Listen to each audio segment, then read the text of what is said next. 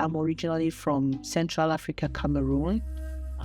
So I work with the Louisiana Organizations for Refugees and Immigrants. I live in Baton Rouge in the state of Louisiana. So back in my country, I lived in the northern part of the country, which is called the Far North region of Cameroon. It's a very hot region. That's why they call it the extreme north. So I didn't know the meaning of that name until I found myself there. So everything in that region is extreme. When it is hot, it is extremely hot. And then when it is cold, it is extremely cold. 8 years I've spent in the north, it's been like hell. Each time the seasons would change, when it's getting hot, my kids would be sick. And when it's the wet season came with a lot of floods. So we had standing water everywhere. And that was a good breeding space for mosquitoes. Back in Central Africa, they give malaria. And my kids would get sick from malaria. I remember days I would cry, like carrying my baby and crying. Because each time I came, she was on a high fever again. So every month, I would rush her to all hospitals. I don't know any hospital in the Far North. I don't know. I went to all the hospitals. He was so young and I was so desperate, so frustrated until the doctor said, "Ma'am, we don't know what to do with your kid." So it was so difficult living in that place. And then this opportunity came. I changed job and I was working now with Plan International. I had my fourth baby at that time and he came with health conditions too. And they were asking me to go to the next town that had all these climatic issues again.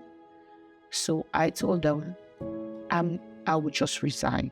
That's how I left the northern part of the country. So I found myself in the northwest region. That region was colder, and that gave me so much hope because for the first time in 8 years, my kids were healthy. But little did I know that my joy would be cut short.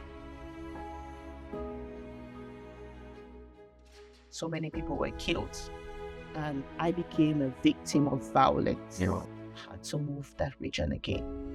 And that is how I found myself in the US. Because my life was threatened, the life of my family was threatened. So I had no choice.